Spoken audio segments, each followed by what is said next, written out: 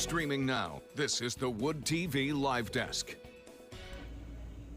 Good afternoon, everyone. Phil Penarski here with the Wood TV Live Desk. Hope you're all having a great start to your Friday. Joining me today on the Live Desk is a man who needs no introduction, but I'm going to try to give him one anyways. He's the former head coach of the San Francisco 49ers, where he followed in the footsteps of his father, who also coached the 49ers, and he has also spent 3+ decades coaching in the NFL, and now he looks to take on a new challenge in the USFL. It's the new coach of the Michigan Panthers, head coach Mike Nolan. Coach, thank you so much for being here today. Bill, it's great to be on with you. Yeah, no, definitely. And I guess, Coach, just kind of starting off, let's just talk about the USFL, this new challenge for you. We're less than 2 months from the start of the season, that first game kicking off on April 16th. I guess just starting off, Coach, have you gotten in touch with any of the players on the team? I'm sure you've talked to some of the players and maybe the other guys on your coaching staff. What have those conversations been like so far? Well, they've been great so far. I haven't spoken with the entire football team. Obviously, there's a lot of players on the team, but I've spoken to about a half a dozen to a dozen players, and then naturally communicated with some of the guys that we drafted this past couple of days ago. But I think there's a lot of excitement matter of fact, I know there's a lot of excitement by all the players. They're eager to get started again and turn around last season. But I think they're looking forward to not only the season, but they're also looking forward to meeting the new coaches, and they're really excited about that. Definitely, and I think you touched on it a little bit about trying to improve on that season where the Panthers went 2-8 last season in the inaugural season of the USFL. Kind of touch on what your hope is for this upcoming season. What are you trying to accomplish? Is it just improving on that record, or is it maybe even competing for that USFL championship? Well, I think you're always competing for the championship without question. Last year was a little disappointing, I'm sure, for the squad, but I know this, everyone wants to play to win, and that's what we'll be doing as well. We'll have a lot of young players that are really eager to get back to work, get on the field, and do the things. The offense will stay consistent with what it was a year ago. The defense will be new, but it'll be a pretty simple scheme. We're going to really spend a lot of time on developing the players and making them better at the tasks they have, and not get too much caught up in the scheme, especially early in the season. We can evolve into things involve into whatever it is we want to play primarily as the season goes along. But early part will be pretty simple. We'll play fast, play hard, play to finish, and play to win. Right, and you did kind of touch on a little bit about this draft that happened on Tuesday, the USFL College Draft. The Panthers, defeated the Pittsburgh Maulers last season in the final week of the season and were able to secure that #1 overall pick for each round. And with that first overall pick, you guys took Michigan State's Jared Horst. What did you like about Horst so much that you thought warranted him getting that #1 overall pick? Well, aside from being a Michigan guy, he's a very good player. Big, strong guy that we think we have an opportunity to work with. Obviously, with all the players that we drafted, we're hopeful that we get some time with them to work with them, whether it's right away or after maybe their NFL tryout, whatever it might be. But we're always here waiting for those guys to come back. And like I said, hopefully with Jared, he's one of those guys that we might have an opportunity to work with. We want the best for our players, and we want to help them develop and get better and better with each and every day. But we're very hopeful that we get the chance to work with them before they go on to the next level. But we are very excited about Jared and having that first pick and picking him with it. Right, and with the other 9 picks, I mean, a lot of those picks did go towards offensive players like Minnesota's Tanner Morgan. What were sort of the ideas or issues you wanted to address in the draft with taking some of these players, a lot of offensive linemen, a lot of Michigan ties as well? You mentioned Jared Horst being a Michigan man. A lot of Michigan players with ties to the state that you guys selected. What was sort of the ideas you wanted to come about and really kind of address? Well, obviously the local guys were somebody that we did want to make sure that we, did a lot of homework on those guys, because we didn't want to miss on anybody that was close to us. So that was important. And we did take 3 players, as you've already mentioned, that were from Michigan, with 2 from EMU players, Eastern players, and 1 from Michigan State. But overall, I think the first focus was to get some offensive linemen just to keep that strong going into the future. A lot of teams did the same thing. Early on, there was a lot of tackles taken offensive tackles taken in the draft, and we were one of those. Obviously, we started it off by drafting one with the very first pick. But from there, we got a guard later. But again, offensive line was big. I think it's always important to get a quarterback if you can get one. We took Tanner Morgan from Minnesota with our second pick. We think he's a guy also that maybe we get a chance to work with down the road. But certainly, we're very hopeful of that. We took 6 offensive guys. We took 4 defensive players. We also tried to target some inside linebackers. We like the people we have, but we don't have a lot of depth at inside linebacker. So we wanted to add some guys. We were able to do that. So pretty much, like I said, we were 60-40 as far as, or 6, I should say, offensive linemen, or 6 offensive players, 4 defensive players in the draft. So we did mix it up a little bit, but and we feel really good about those players. We feel that they're going to be good players. And like I've already mentioned a couple of times, we're just hopeful that we get the chance to work with them first. And if not, and they come to us later, we're happy about that as well, because hopefully we can give them a chance to maybe even get back to the NFL from there. Mm-hmm. And you, of course, spent those 3+ decades in the NFL coaching, working with players, working with other head coaches. You've spent a lot of time in the NFL, but the USFL, there are a few slight changes that you've probably never had to deal with or really game plan with, like the 3-point conversions or new ways to really receive the ball after a touchdown. No lead is really safe in the USFL. Are there any rules that you're sort of excited to get to game plan around, or maybe ones that even make you a little bit concerned about?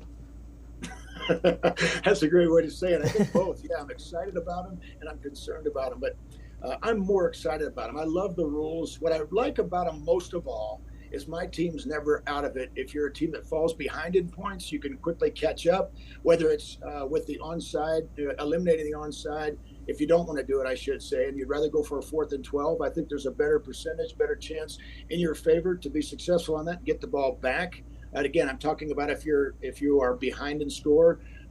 The 3-point conversion, where you can, obviously you can get 9 points on a touchdown rather than the 6, 7, or 8 points. You can get 9. So things like that keep you in the game all the time. Now, also, if you're on the opposite side of that, is if you're ahead, there's really no lead that's a comfortable lead in our league. It's going to keep people on the edge of their seats. I really believe so, because your team is never out and your team has never got it cinched up. So you're not going to want to really leave whether you're watching it on TV or whether you're at the ballpark watching it, you're not going to want to leave the watching the game, because it could turn so quickly. So I love the rules. I like the rule of the pass interference call. That's much more like what they do in college. The thing I've always disliked about the current NFL pass interference call is that it's almost like the death penalty for going over the speed limit. And what I mean by that is, pass interference is something that shouldn't be a 40 or 50-yard penalty and a spot foul. That's something that actually should be at most 15 yards, unless it's flagrant. And then I could see it being a spot foul, which is what our league's going to do with it. So I think that's a great improvement on that particular call. There's some other rules that, rather than get too in depth to them, but there's, we're kicking off from the 20, I believe, or the 25, one of the two, I forget right now. But it leads to more balls being returned. I think the kickoff is an exciting play in the NFL, and I think it's a very exciting play that the USFL uses a lot more. So things like that. The 2-point, I think that the way we're doing it for a 2-point conversion or not 2-point, forgive me, I'm talking about the overtime.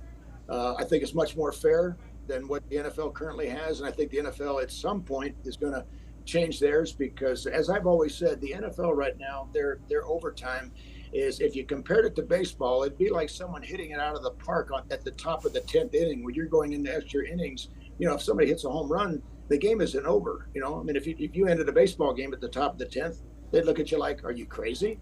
And in the NFL, if you score a touchdown on the very first drive in the overtime, you win and the ball game's over. That just makes no sense to me. So the way we're going to do it's going to be really exciting. It's going to be fair, and I think the fans will appreciate it a lot more.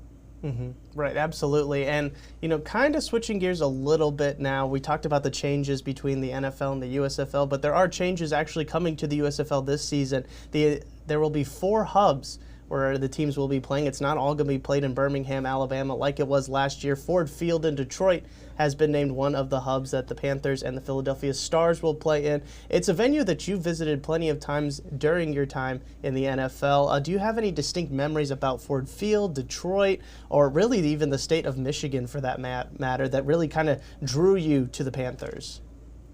Well, I don't know if it drew me to the Panthers this one, but the game that I remember the most, I was at the Giants back in 95 or 4, somewhere like that. I was there from 93 to 96. But anyhow, when we went to Detroit and played when Barry Sanders was playing, and he was on a roll, as he always was, and getting a lot of yards on everybody. And I don't know what we held Barry to, but it was not one of his better games. And I was always, I look back on it, I was pleased because Barry torched a lot of people.